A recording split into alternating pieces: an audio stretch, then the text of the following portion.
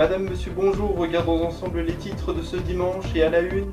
C'est reparti pour un troisième confinement dans les zones les plus touchées en France. Parmi les annonces du gouvernement, ce jeudi, l'avancée d'une heure du couvre-feu ou encore la reprise de la campagne de vaccination d'AstraZeneca. Et pourtant, l'Union européenne menace de bloquer les exportations de ce vaccin suite à d'importants retards de livraison. Nous reviendrons dans un instant sur ce resserrage de vis. À Paris comme aux États-Unis, un week-end marqué de manifestations afin de protester contre le racisme ou encore les violences policières. À Manhattan, ces manifestations interviennent après 3 fusillades meurtrières à Atlanta. Des images impressionnantes en Islande après l'éruption d'un volcan situé à une quarantaine de kilomètres de la capitale Reykjavik. Une coulée de lave et des nuages ornés de rouge ont fait le bonheur des photographes. Enfin, à 2 semaines de Pâques, nous irons au cœur de l'industrie du chocolat, notamment celle de Belgique, des chocolatiers qui ont dû s'adapter à la tendance actuelle malgré la crise sanitaire. Découverte moelleuse à la fin de ce journal. Le gouvernement a donc tranché, deuxième jour de confinement pour 21 millions de personnes dans les zones les plus touchées en France.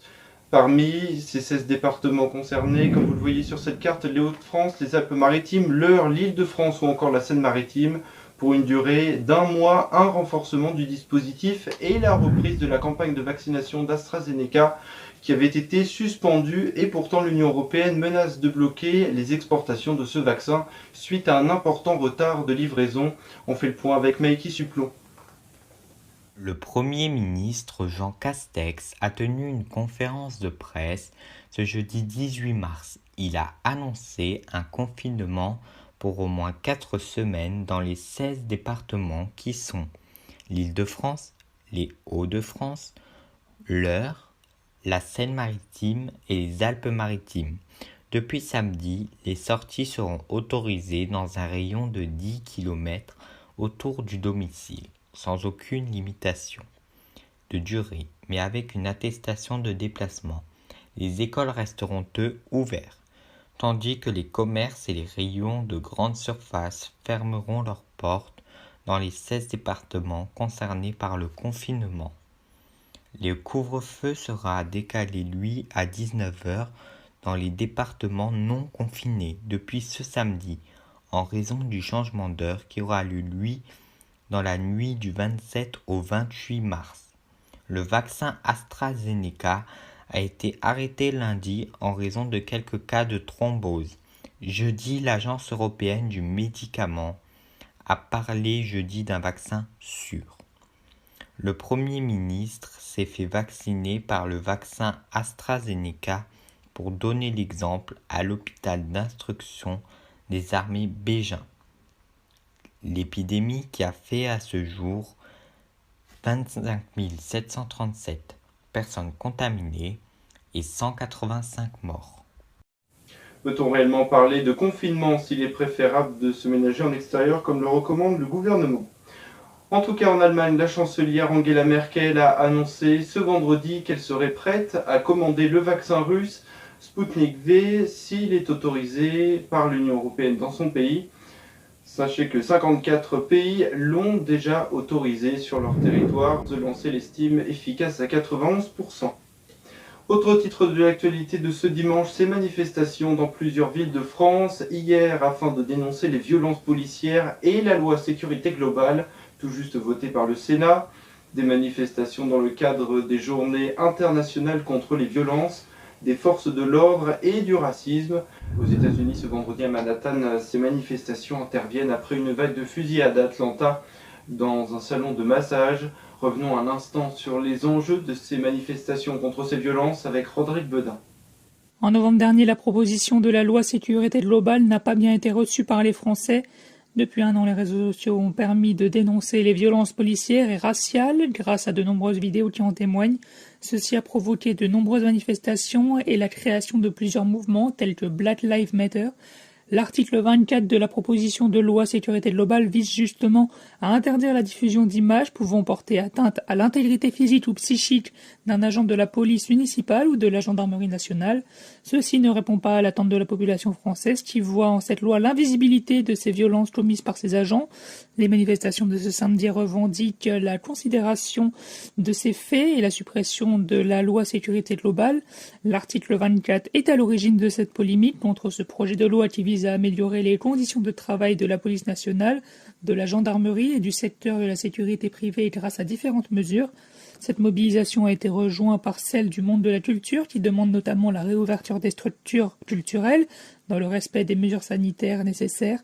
À Montluçon, une ville de l'Allier, nous avons pu lire les slogans « Une société sans culture est une société sans avenir » ou encore « La culture est notre bien commun ». Les théâtres, mais aussi les cinémas sont fermés depuis plus de 6 mois. Ce secteur, comme celui de la restauration ou même du tourisme, sont contraints d'arrêter leurs activités ou au mieux de s'adapter difficilement aux mesures. Les revendications sont claires, la culture est indispensable dans notre société, donc les structures de ce secteur devraient réouvrir. Les manifestants sont conscients que les mesures sanitaires sont elles aussi indispensables. Disparu depuis le 10 février dernier, le corps de Magali Blandin a été retrouvé près de Rennes. Cette mère de famille de 42 ans était en cours de séparation avec son mari qui était placé en garde à vue jeudi dernier. Il est suspecté de meurtre en bande organisée. Des tensions au sein du couple avaient été mises en lumière par la gendarmerie.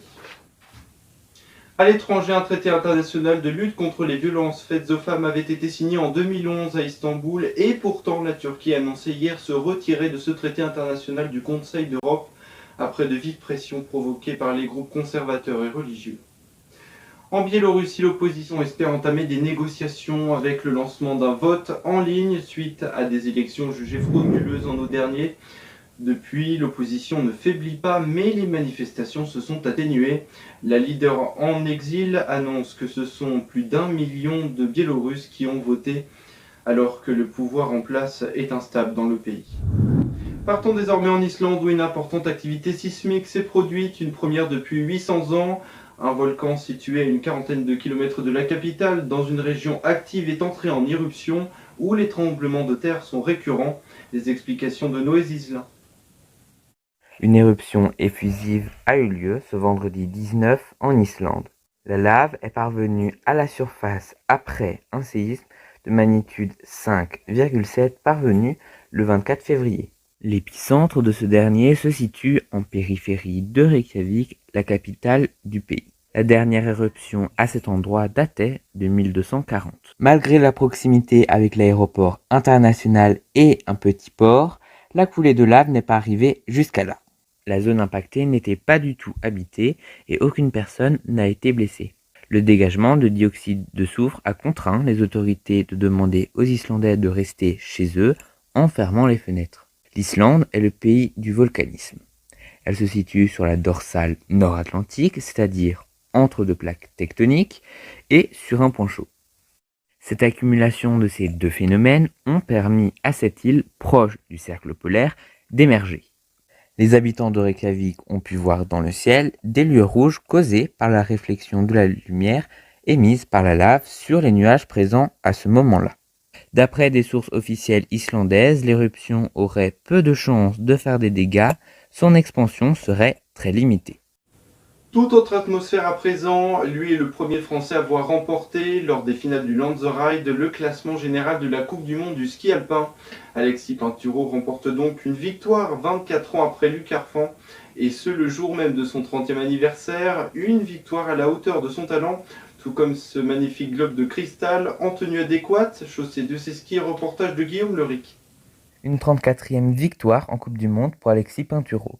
24 ans après la victoire de Luc Alphand, Alexis Pinturault emporte le gros globe et le globe du géant. En effet, son principal concurrent Marco Odermatt a échoué et termine à la 11e place. Un scénario idéal pour le Français, comme il le raconte au micro de la FIS. J'ai travaillé si dur, tant d'années, ça paie aujourd'hui. Avec le globe du géant et le gros globe en même temps, a-t-il expliqué. J'ai fait le maximum depuis longtemps pour ça. C'était une saison particulière, mais au final, je rapporte les globes à la maison. Concernant ce géant, je me suis mieux senti que je le pensais en deuxième manche. Ça tournait beaucoup, je me suis très fatigué, mais j'y suis. Après avoir obtenu le meilleur chrono de la première manche, le skieur alpin avait seulement 31 points d'avance sur le Suisse Marco Odermatt, alors qu'il en avait 300 d'avance fin janvier. Après 5 médailles mondiales, 3 médailles olympiques et une deuxième place au classement de la Coupe du Monde, le Savoyard obtient donc le globe du géant et le gros globe. C'est une fête religieuse commémorant la résurrection de Jésus. Dans 15 jours, après le passage des lapins et des cloches, la chasse aux œufs va pouvoir débuter. Arrêtons-nous un instant dans une industrie chocolatière avec ce reportage de Bastien Lelire qui n'a pas pu résister à la fameuse tentation fondante du chocolat. Regardez. Dans quelques jours, c'est Pâques. C'est la fête la plus importante pour les chrétiens car elle se souvient de la résurrection de Jésus-Christ. La date de Pâques change chaque année car elle est fixée au premier dimanche après la pleine lune qui suit le 21 mars. En cette année, l'industrie du chocolat belge est frappée au plus mauvais moment. Le confinement en période de Pâques est une catastrophe pour les artisans et les industriels. Des produits sont en vente dans les rayons, mais à l'heure actuelle, le pays ne confectionne plus de chocolat. L'industrie du chocolat en Belgique, c'est un chiffre d'affaires de 5 milliards d'euros par an. Le commerce en ligne ne représente qu'une petite part de ses revenus. Si le chocolat est souvent présenté comme un moyen de lutter contre la mélancolie, cette année les œufs, les cloches et les lapins de Pâques ont un goût particulièrement amer pour certains.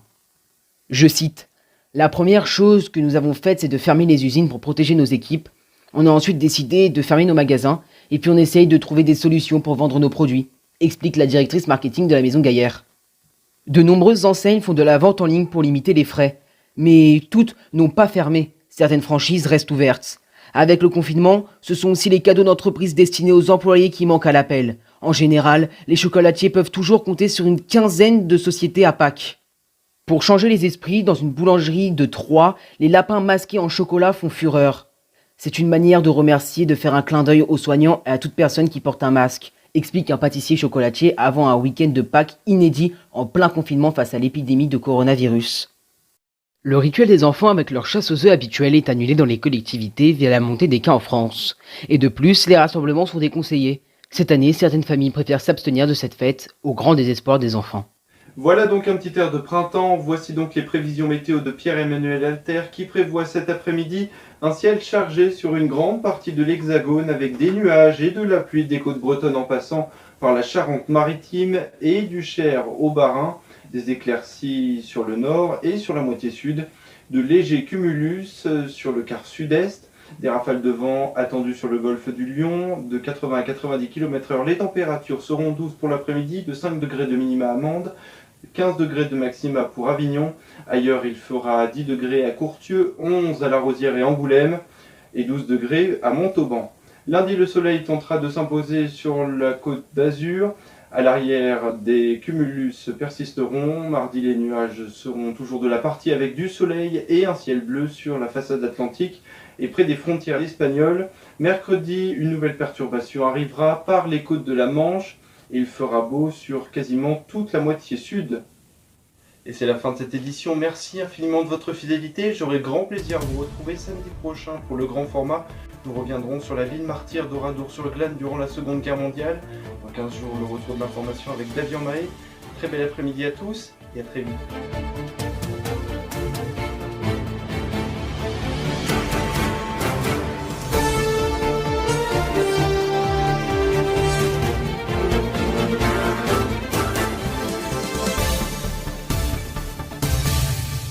La semaine prochaine sur AR1. Samedi à 10h, retrouvez Steven Thome pour le grand format. Dans un long reportage, il reviendra sur le massacre d'Aradour sur Glane.